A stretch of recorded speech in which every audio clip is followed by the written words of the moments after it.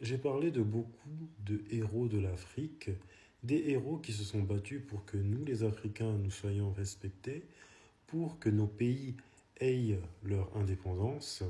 Et le sort tragique de la plupart d'entre eux, c'est soit une mort atroce ou l'exil. Aujourd'hui, je vais parler d'un autre martyr de l'Afrique, un martyr de l'Afrique de l'Ouest, plus précisément de la Côte d'Ivoire. Je parle de Victor Biaka Boda, qui était un médecin et un sénateur ivoirien.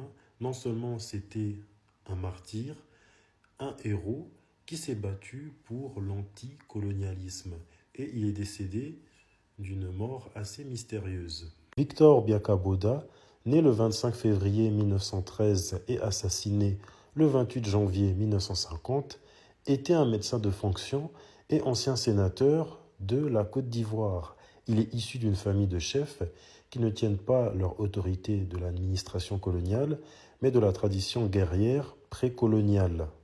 Il commence d'abord son parcours scolaire à Ganoa en 1920 et obtient le certificat d'études primaires élémentaires en 1927, puis le brevet d'études primaires supérieures en 1930 à l'école primaire supérieure de Bingerville.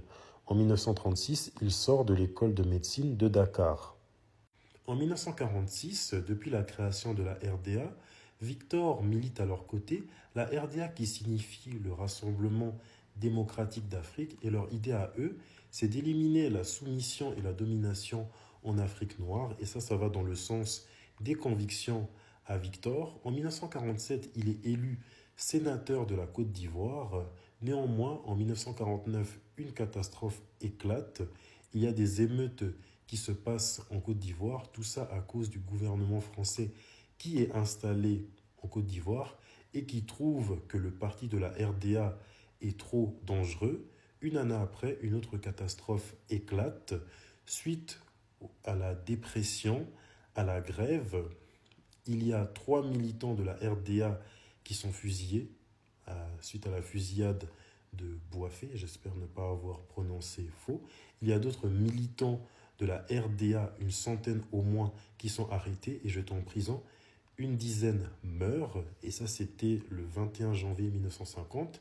Quelques jours après, à la fin de l'année, soit la nuit du 27 au 28 janvier 1950, Victor disparaît mystérieusement. On ne sait pas ce qui s'est passé, si il s'est perdu dans la forêt, si il a été kidnappé par des colons. On sait juste qu'il a été battu à mort, décapité et pendu à un arbre.